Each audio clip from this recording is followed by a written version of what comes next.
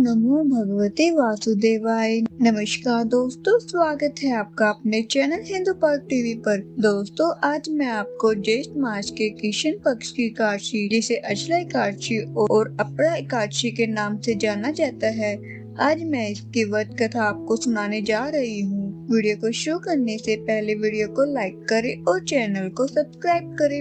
अपरा एकादशी की व्रत कथा। धर्मराज युधिष्ठिर भगवान श्री कृष्ण जी से कहते हैं, हे भगवान, आपने वैशाख मास के शुक्ल पक्ष की एकादशी अर्थात मोहिनी एकादशी के बारे में विस्तार पूर्वक बतलाया।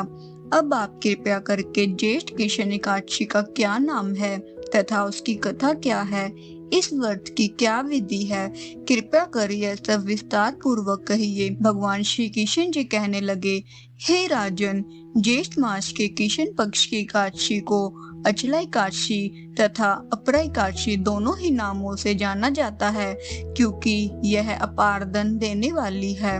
जो मनुष्य इस व्रत को करते हैं वे संसार में प्रसिद्ध हो जाते हैं। इस दिन भगवान त्रिविक्रम की पूजा की जाती है।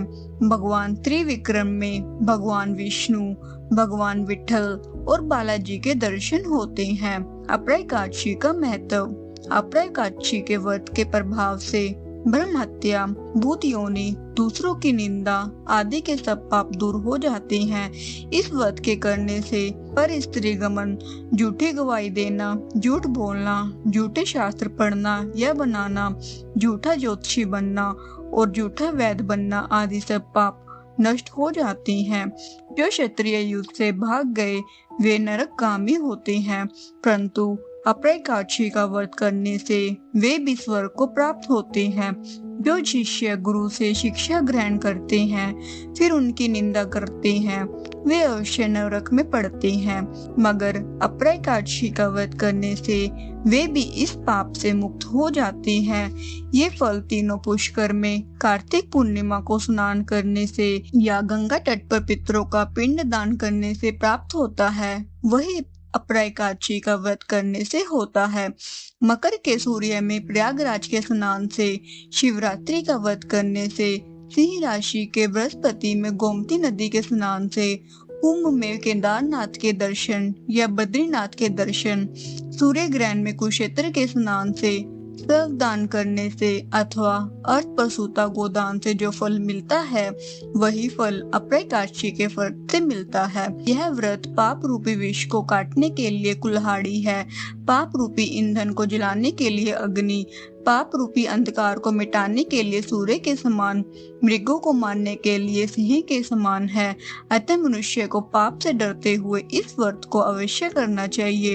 अपरा एकादशी का व्रत तथा भगवान का पूजन करने से मनुष्य सब पापों से छूटकर विष्णु लोक को जाता है। इसकी प्रचलित कथा के अनुसार प्राचीन काल में महिध्वज नामक एक धर्मात्मा राजा था। उसका छोटा भाई ब्रजध्वज बड़ा ही क्रूर, अधर्मी और अन्यायी था। वह अपने बड़े भाई से द्वेष रखता था। उस पापी ने एक दिन रात्रि में अपने बड़े भाई की हत्या करके उसकी देह को एक जंगली पीपल के नीचे गाड़ दिया। इस अकाल मृत्यु से राजा प्रेतात्मा के रूप में उसी पीपल पर रहने लगा और अनेक उत्पात करने लगा। एक दिन अचानक धौम्य नामक ऋषि उधर से गुजरे।